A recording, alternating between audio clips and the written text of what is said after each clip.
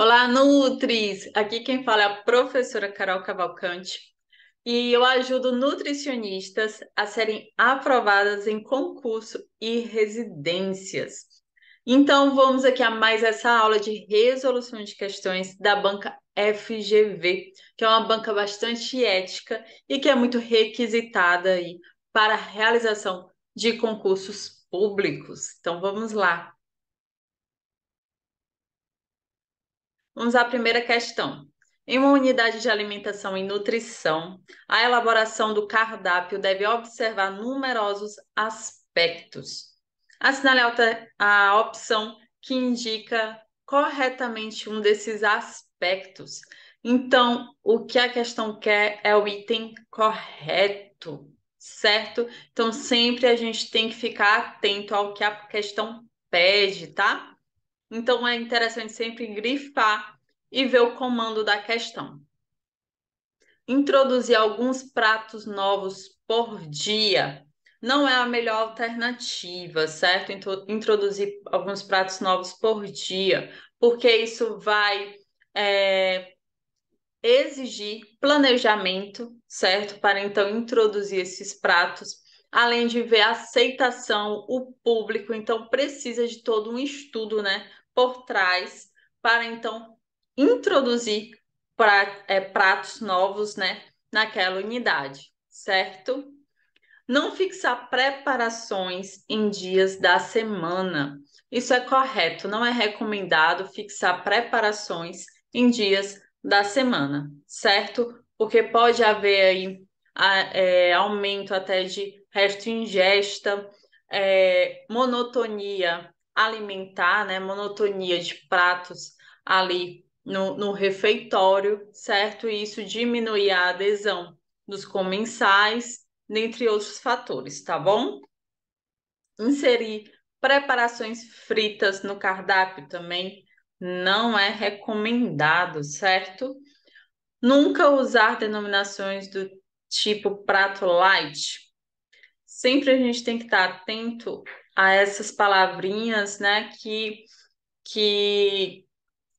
tem um tom, né, de exagero, de unificação, como o nunca, tá? Então, normalmente, quando tem essas palavrinhas, somente, nunca, é interessante a gente verificar melhor essa alternativa, porque normalmente ela encontra-se incorreta, tá bom? Dar preferência a preparações complexas às segundas-feiras? Falso. Item B. Vamos à segunda questão.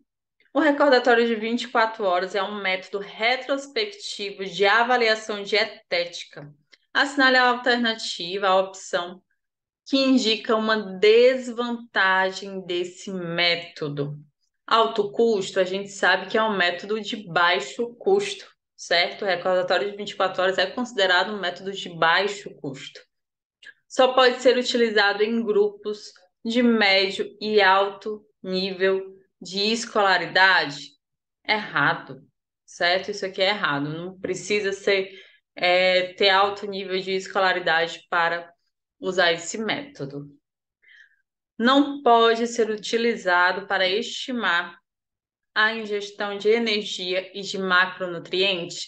Ele pode sim ser estimado, certo? Tanto energia quanto macronutrientes, quando converte a medida caseira em gramagem, e aí pode ser visto, né, a análise proteico-calórica dessa ingestão, certo? Então, isso aqui está falso.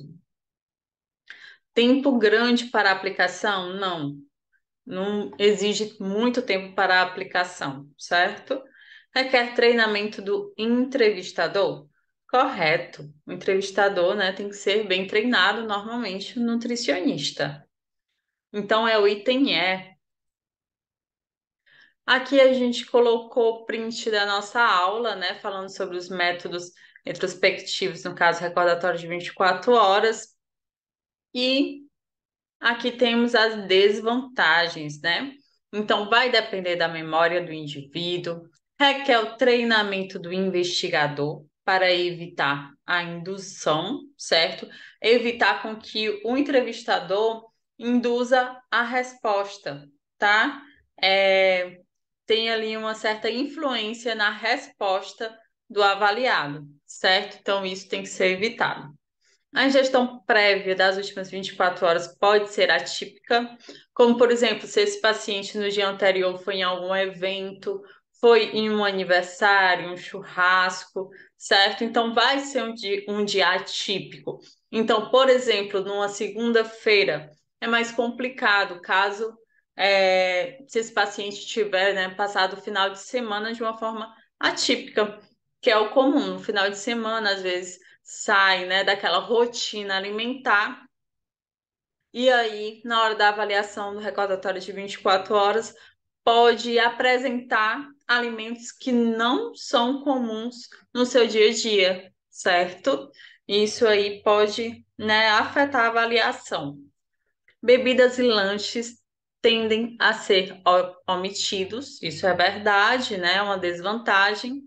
Não fornece dados quantitativos precisos sobre a ingestão de nutrientes, pelo fato de ser feito pela medida caseira, e pode ocorrer sub ou superestimação, né, da quantidade. Vamos à terceira questão. Dietas vegetarianas são populares e, quando planejadas adequadamente, podem satisfazer todas as necessidades nutricionais do indivíduo. A preocupação com esses padrões alimentares deve ser maior nos veganos. Assinale a opção que indica o nutriente que merece cuidado especial por risco de deficiência em veganos de longa data. Então, a gente sabe, né, que é a vitamina B12, certo? Isso aqui é muito comum em prova, tá? Então, falou em deficiência de vitamina em vegetarianos, em veganos, perdão. Falou em deficiência de vitamina em veganos, vitamina B12. Não tem para onde correr, tá? Normalmente a resposta correta é vitamina B12, certo? Então não percam tempo numa questão dessa forma, certo? Se aparecer uma questão de deficiência de vitamina em veganos, quase 100% vai ser vitamina B12, certo? Sem pensar muito, sem perder muito tempo nessa questão, tá? Então aqui temos dieta vegetariana e a adequação, né? Então aqui temos mais uma vez o print das nossas aulas, falando que a vitamina B12 é encontrada somente em alimentos de origem animal e levedura de cerveja. E os veganos devem incluir alimentos fortificados com as vitaminas B12, como leite de soja, cereais industrializados ou suplemento de B12 em suas dietas, certo? Essa é a recomendação, tá bom? Vamos aqui à quarta questão. Em relação às proteínas, analise as afirmativas a seguir. Item 1. As proteínas são constituídas por aminoácidos unidos entre si por ligações peptídicas. Correto. As proteínas, né, são aminoácidos ligados por ligações peptídicas. Isso aqui está correto. Apenas 20 aminoácidos constituem os alimentos, sendo a serina um exemplo de aminoácido essencial. Incorreto. Quem é o meu aluno sabe o bizu. Hora de ver 3 filme. Não entra serina nesse bizu. Não entra serina nesse mnemônico, certo? Então, quem é meu aluno, mata essa questão na hora, não vai perder tempo nessa questão, certo? Então, a gente sabe que serina não é um aminoácido essencial. De acordo com a classificação biológica, A actina é uma proteína contrátil e a hemoglobina é uma proteína de transporte. Correto. A actina é uma proteína contrátil, né, da massa muscular, certo? Está correto o que se afirma em item 1 e item 3. Item D. Vamos a essa questão de técnica dietética. As verduras e legumes podem ser classificados de acordo com a parte comestível da planta. Dentro dessa classificação, assinale a opção que indica corretamente a hortaliça classificada como bulbo. Aipo. Aipo é um caule, certo? Alho é um bulbo.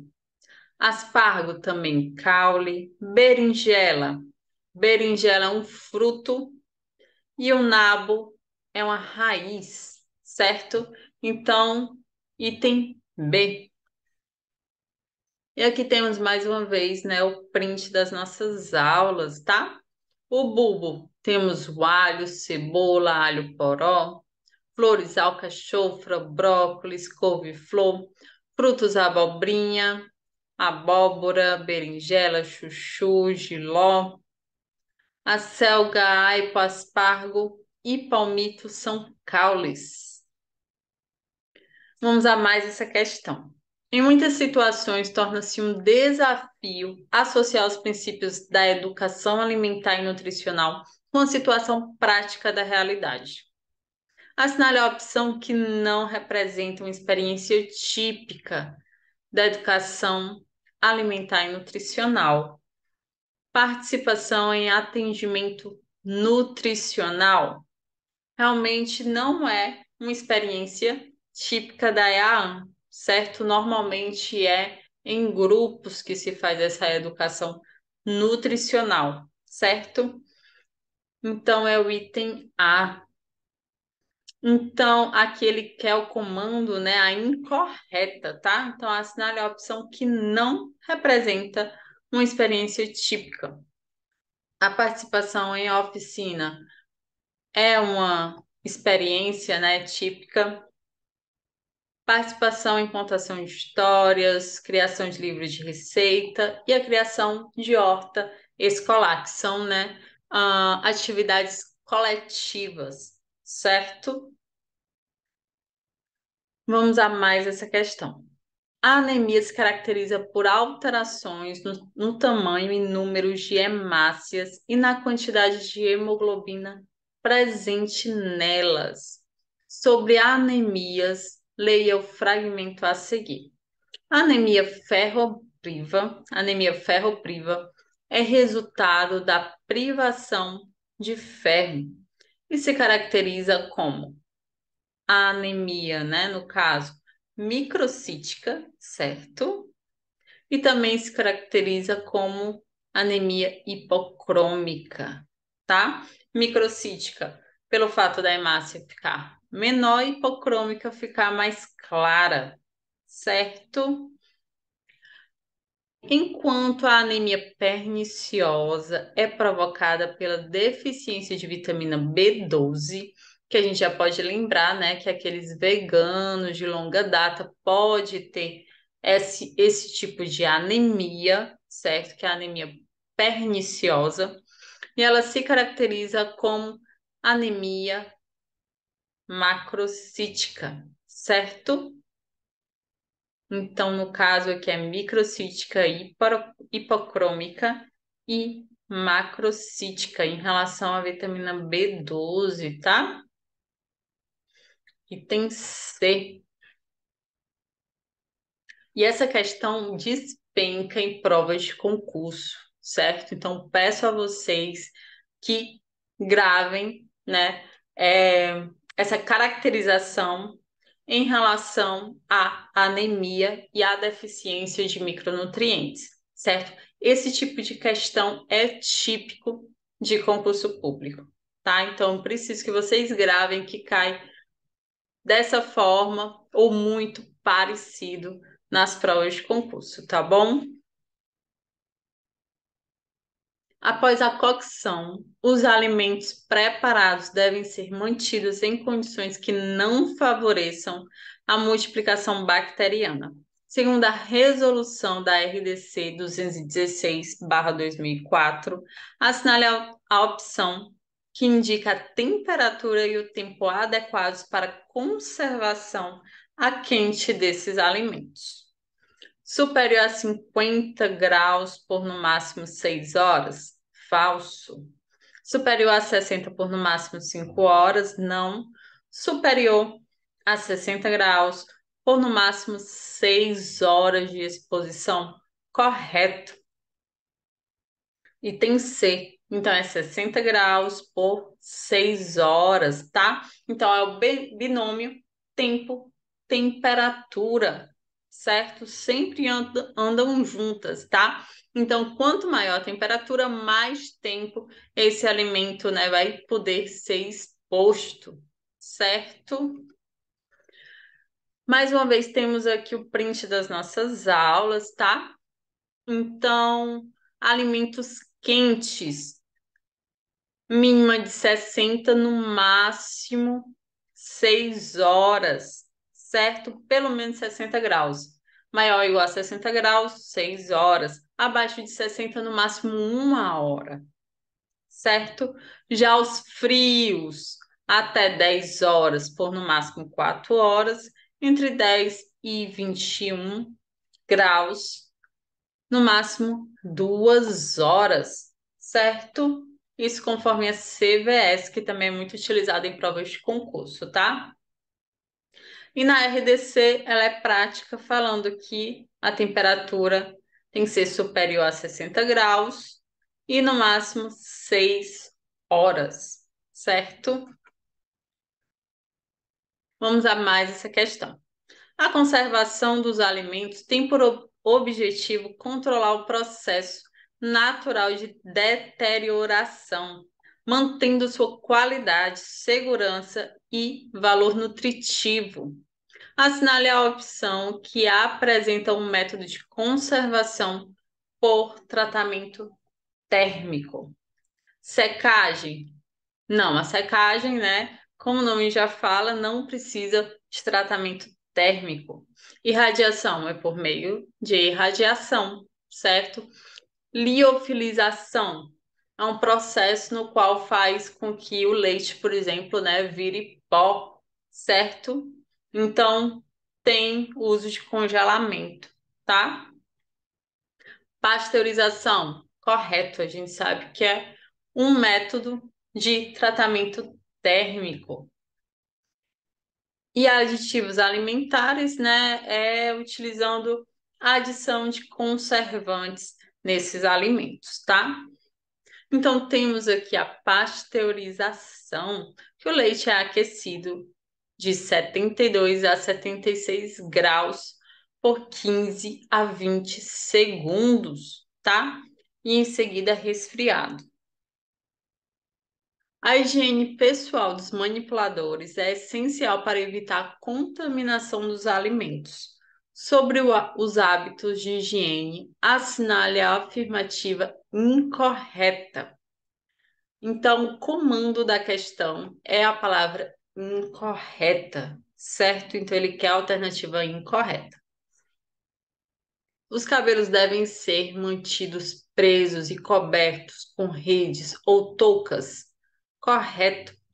As mãos devem ser lavadas antes do preparo dos alimentos e depois de usar o banheiro e de atender o telefone. Correto. O uniforme deve ser usado apenas na área de preparo dos alimentos e trocado semanalmente. Incorreto, tem que ser trocado diariamente, certo? Item C. Atos como cantar e falar desnecessariamente não devem ser realizados durante o preparo dos alimentos? Correto. Maquiagem, relógio, brinco e outros adornos devem ser retirados? Correto também, certo? Então, item C. Então é isso. Muito obrigada pela companhia de vocês. Se inscrevam no canal, ativem o sininho. Todas as terças e quintas temos aulas novas, certo? Então a gente está aqui trabalhando para ajudar vocês a garantir a aprovação o mais rápido possível, tá bom? Então peço a vocês que compartilhem esse vídeo, certo? Para chegar a mais pessoas que também têm esse objetivo de aprovação, tá? E um beijo e até a próxima aula. Tchau!